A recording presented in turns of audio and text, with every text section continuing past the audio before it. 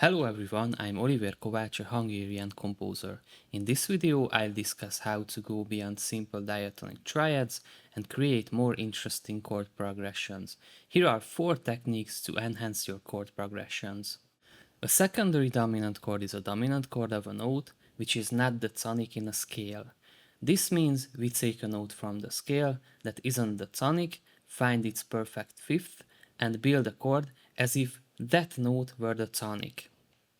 A secondary dominant chord temporarily tonicizes a chord other than the tonic in a given key. For example, in the key of C major, G is the dominant. The perfect fifth of G is D, but if G were the tonic, D would form a major chord, not a minor. So when we use a D major chord in the key of C major, we're using a secondary dominant.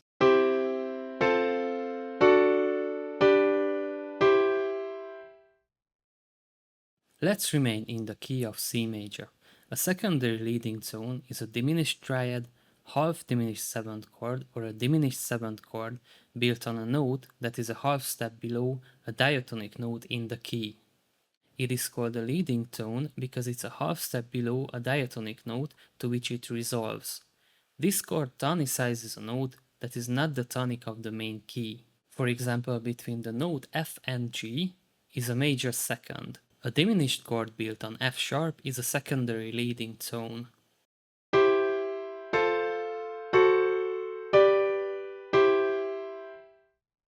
When we borrow a chord from a parallel key or scale, it is called modal interchange.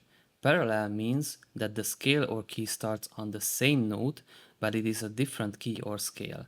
For example, C major and C minor are parallel keys because they both start on C, but use different sets of notes. If we use an F minor chord in the key of C major, this is an example of modal interchange.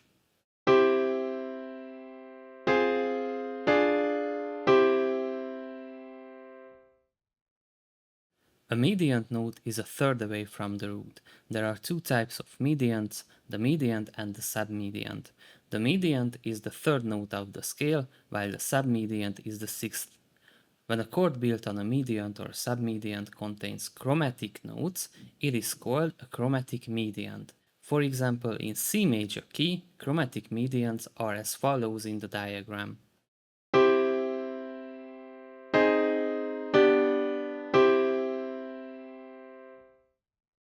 If you found this video interesting and useful, please like it, leave a comment and subscribe to my channel.